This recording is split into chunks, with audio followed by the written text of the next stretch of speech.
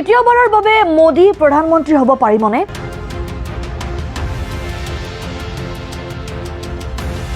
আগন্তুক লোকসভা নিৰ্বাচনত বিজেপিয়ে 220-30 আসন পোৱাটো হ'ব কঠিন। 2024ৰ নিৰ্বাচন হ'ব বিজেপি বনাম দেশৰ জনসাধাৰণ।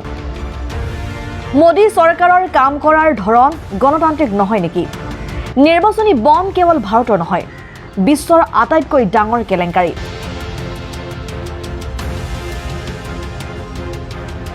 মোদী চৰকাৰক লৈ এই মন্তব্য কোনো বিৰোধী নেতাৰ নহয়। মোদী চৰকাৰক লৈ বিস্ফোৰক মন্তব্য খুদ বিত্তমন্ত্ৰী নিৰ্মলা সীতাৰমণৰ স্বামী পৰকলা প্ৰভাকৰৰ।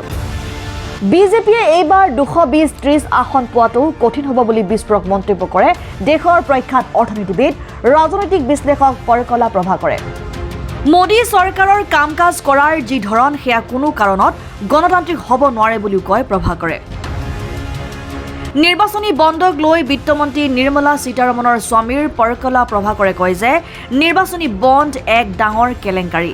বিজেপিৰ বাবে ই সংশয় কঢ়িয়াই আনিব বুলিও কয়, কাৰণ সাধাৰণ জনতাৰ নিৰ্বাচনী বণ্ডক লৈ বিশেষ ধাৰণা নাই, যদিও কিবা এটা যে গৰ্বৰ হৈছে সেই কথা বুজি পাইছে।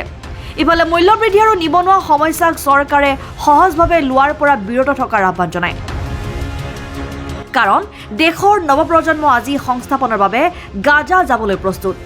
যুদ্ধত জৰ্জৰিত ৰাছিয়া ইউক্ৰেইনলৈ গৈ তেওঁলোকে জীৱিত অৱস্থাত ঘূৰি আহিব পাৰিবনে নাই তাত সন্দেহ আছে, কিন্তু তথাপি সংস্থাপনৰ বাবে যাবলৈ প্ৰস্তুত।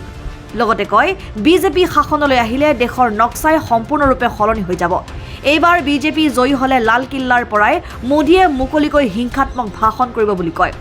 তাৰ সমান্তৰালভাৱে মণিপুৰ লাডাখত যি পৰিস্থিতি উদ্ভৱ হৈছে, দেশৰ বাকী প্ৰান্ততো যে তেনে পৰিস্থিতিৰ উদ্ভৱ নহ'ব তাৰ কোনো মানে নাই বুলি বিস্ফোৰক মন্তব্য কৰে বিত্তমন্ত্ৰী নিৰ্মলা সীতাৰমণৰ স্বামী তথা প্ৰখ্যাত অৰ্থনীতিবিদ পৰকলা প্ৰভাকৰে। 370 जीतने के लिए कितने सीट में आप लड़ना चाहिए? कम से कम 450। अच्छा, उतना सीट बीजेपी लड़ने का मौका है क्या? इतने सहयोगी दल होने के बावजूद? तो इसका मतलब अगर 450 लड़ना है, मतलब उसका स्ट्राइक रेट कितना होना चाहिए आपको 370 जीतने के लिए? उतना स्ट्राइक रेट पॉसिबल है क्या? एक। और दूसरी बात यह है कि अगर बीजेपी वरिष्ठ नेता अगर ये बात नहीं बोले कि 370 और 400 पार, आप ये डिबेट करने के लिए तैयार होंगे अगर बीजेपी इस चुनाव में जीतेंगे या नहीं जीतेंगे? जी।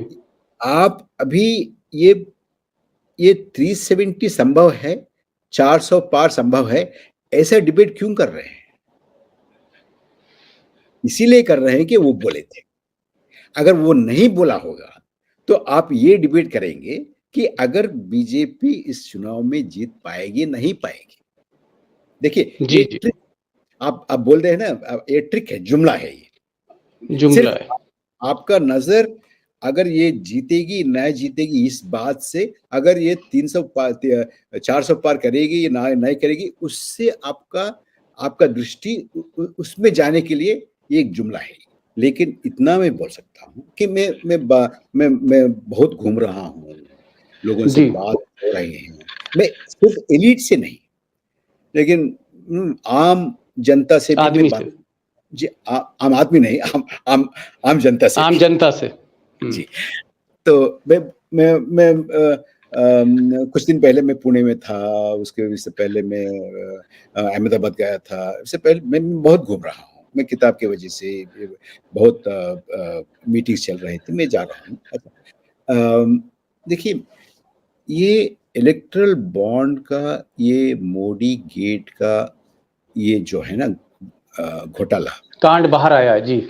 कांड, दीपक जी आप शायद यकीन नहीं कर सकते हैं कि ये इतनी तेजी से लोगों के बीच में चले गई हैं और भी जा रही हैं।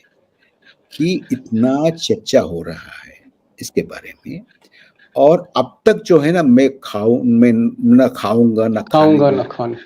ये तो चले गए हैं, उड़ गए हैं ये बात अभी, ठीक है ना। उसका मोरल हाई ग्राउंड है ना, वो तो कोलैप्स हो गए।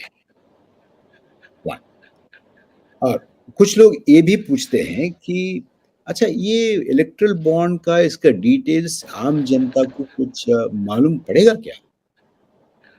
अच्छा दीपक जी, ये बोलिए, 2G का डिटेल्स जनता को मालूम है क्या?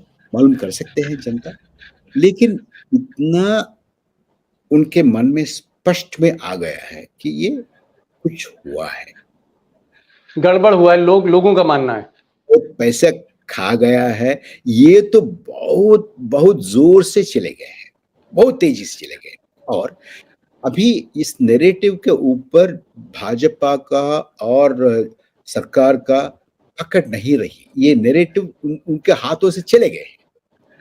और ये भी है कि दूसरे पॉलिटिकल पार्टीज इसको पकड़ पाए क्या, और इसका एडवांटेज ले पा रहे हैं क्या, ये भी एक सवाल उठता है। लेकिन मेरा ये मानना है कि ये अभी अभी जो चुनाव होने वाला है, ये चुनाव मोदी जी, भाजपा और एक नेता, उनका पार्टी, नहीं तो भाजपा का गठबंधन और दूसरा गठबंधन, इनके बीच में होने वाला चुनाव नहीं है ये चुनाव भाजपा मोदी एक तरफ, देश की जनता एक तरफ, ये लड़ाई होगी। अच्छा, कोई लीडर, कोई दल स्ट्रांग, मजबूत नहीं है। तो ये आने वाले चुनाव में भाजपा को देखिए 220-30 आना भी बड़ी मुश्किल है।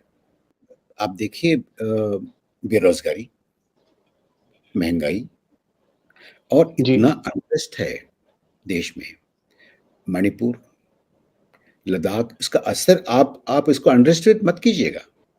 लेकिन देखिए, हमारे नौजवान आज गाजा जाने के लिए तैयार है, रोजगार के लिए। रोजगार के लिए।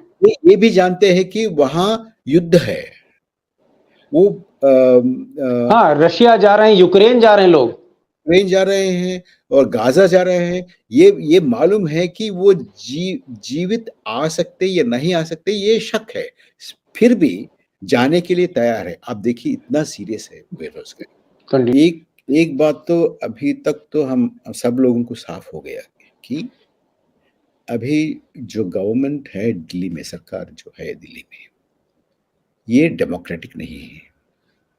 सारे दुनिया में 145 एमपीज को सस्पेंड करके हाउस चलाना किसी डेमोक्रेटिक सोसाइटी में, किसी डेमोक्रेटिक कंट्री में हो सकता है क्या? राज्य का जो राइट्स है, हक है, उसको छीन लिया गया। अब जितना पैसा राज्यों को जाना है उतना पैसे नहीं जा रहे हैं। राज्यों का मुख्यमंत्रियों और राज्यों का पूरे कैबिनेट आके दिल्ली में धरना कर रहे हैं। और लद्दाख में इतना बड़ा मूवमेंट था, इतने दिन अनशन था सोनम वांगचुक जी का। इफ एट ऑल जी, ऐसी संभावना है, if at all that happens, आप फिर और एक चुनाव की उम्मीद आप मत कीजिएगा। मतलब 2029 में चुनाव नहीं होगा फिर? 24 का कुछ चुनाव जो होगा अभी, अगर ये सरकार वापस आए तो उसके बाद चुनाव होगा ही नहीं। और देश का संविधान, देश का भी जो नक्शा है आपके सामने, ये पूरे से पूरे बदल जाएगा। आप इसको पहचान भी नहीं सकते।